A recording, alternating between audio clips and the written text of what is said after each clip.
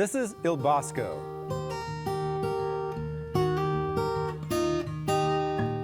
We're the proverbial hole-in-the-wall neighborhood pizzeria. It's an alley, and you walk into the restaurant. It's 900 square feet, including the whole kitchen. It's very small, intimate, and people feel like they're at home. We do have a patio. It's twice the size outside, which is really nice. We have appetizers, salads, and pizza. We've always had a lot of people asking us for pastas. We stay in our lane. We do what we do well, and we stick with that. One of the things that I think really sets us apart from the other pizzerias in town is our thin crust pizza is something that people gravitate to. You leave without feeling completely full. You feel that you're satisfied just the same. My personal go-to is the za. The za is a fully loaded pizza with all the spices that we have in the whole place, along with a honey drizzle, sweet and spice. It's wonderful. Il Bosco in Italian means the forest. The previous owner, we got to know very well. His name was Bill Forrest. We came in every week, my wife and I. Bill, unfortunately, passed away, so we bought the restaurant and preserved what we felt is our home place. Our success, I think, really comes from consistency. We do what we do well, and that's all we do. And I think that people enjoy that. They know what they're getting when they come to Il Bosco. So Taylor, there is lots of pizza places in town. Why did you pick Il Bosco? Yeah, so when we first moved into the area, this is one of the first places we found. It was during COVID at the time, so we just got it takeout. We were pleasantly surprised at how much we loved it. And then, you know, when the restrictions went away, we went back and dined in and loved it even more. You know, there's so many wood fire oven pizza places, I feel like, but I feel like their menu just has such unique and, you know, fresh ingredients that you don't really find in a lot of pizza places. So I just thought it was that's great. great. What was your go-to app? So we got the bruschetta. So there's three kinds. We got the prosciutto and goat cheese one, as well as the burrata with the basil and tomato. It was delicious. And the bread was crunchy, but it was like a soft bite. So it didn't, you know, scratch the top of your mouth that some bruschettas do. And then, yeah, the ingredients were just super flavorful. It was amazing. Yeah, that's cool. Some classic bruschetta. And what is your favorite pizza? I like any pizza that has the red sauce on it. We recently got the Carmella and the Rosa pizza. The Carmella has caramelized onions on it, sausage, and then the Rosa has, I think it's spicy sausage and the peppadew peppers, which are a little sweeter. Yeah. So the caramelized onions are kind of unique there. They're like little teeny spring onions that are caramelized, right? Which is different. Yeah, definitely. At first I was like, who put candy on Yeah, this? you don't know what it is at first. But it's not candy. I just meaning that caramelized it made it sweet, which is the charm of it. Exactly. So, Rebecca, what did you have for an appetizer? We started out with the fried ravioli.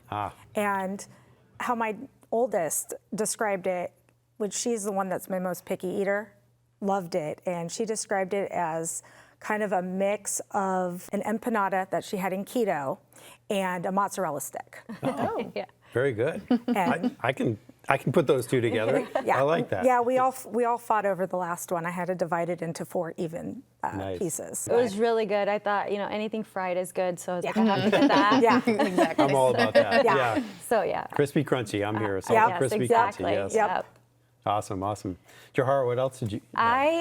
We got 2 pizzas. I loved the menu, and I love that they would pair your wine with your pizza. Yes, yeah. I love that it. was It's a nice touch. Yes, exactly. And so I had the Valentina, which is a pizza that has a hot honey, and I had never had that before. Yeah, it's like the newest So thing. spicy hot? It was, Spicy yeah. hot And honey, so okay. me and my husband were both really interested, and we wanted to see what's this all about. And we did. We liked it a lot. And then we also got the Joanna, which was a pepperoni with sausage, spicy sausage. Yeah, I've had that before. And it was good. both of them were so good. Yeah. That's what my husband had, and he liked it because he had never had the chance to try that cup pepperoni. And so he was really excited that he got to try that cup pepperoni. Yeah, absolutely. So it was really good. The bread was amazing, you know, crispy and warm right when it came out of the oven. The crust it like stays like fluffy. Sometimes it can come out kind of burnt, and then it kind of ruins the flavor of the pizza. But like there's always stays super fluffy and bubbly. It's really good. Very cool. Very good. What did you have for your pizza? My youngest and I, we split a pizza, so we kind of did our own, where she had half cheese, and to me, if there's no mushrooms on a pizza, it's missing something. That's what I had when I was in Italy, was mushroom pizza. So I did half mushrooms.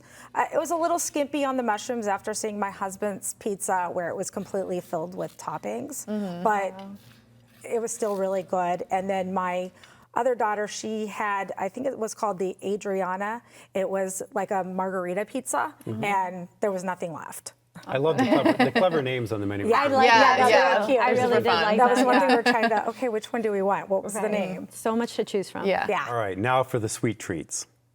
Rebecca. Okay, we got 2 cannolis and we split them in half because we were really full, and they were really good. They were actually really crunchy. So I actually wound up having to use my hand to break them apart, and they were drizzled with chocolate.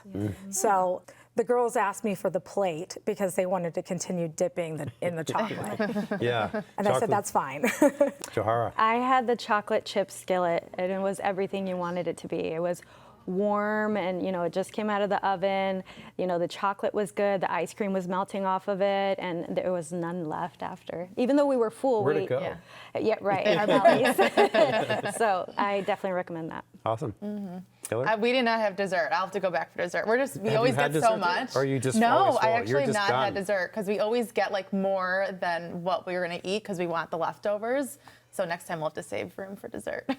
Taylor, pro tips, your place. I would say go when the weather's nice because the patio, we love the outdoor patio. They usually have live music too, so that's like our favorite thing. I wanted to go back to sit outside because it looked like a good place to sit when it's nice out, so yeah. Yeah.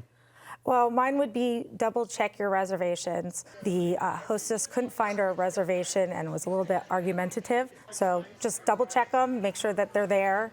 And I would definitely like to try it outside because the food really was good. And so it's a plus. Even, Yeah. they could have had an off night. So All I right, would definitely double come check back again. resis. Yeah. Yes.